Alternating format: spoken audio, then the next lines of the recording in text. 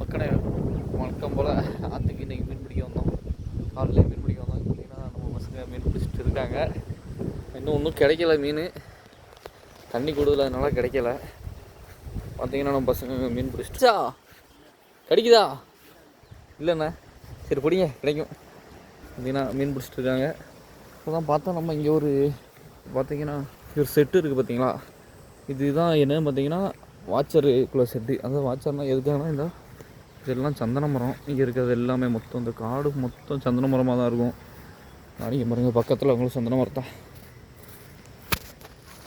இந்தா பார்த்தீங்களா.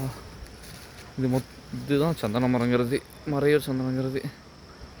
அந்த மரத்தில் பார்த்திங்கன்னா ஒரு டேக் இருக்கும் தெரியுதா. இது ஃபுல்லாக இந்த காடு மொத்தம் சந்தன மரமாக தான் இருக்கும்.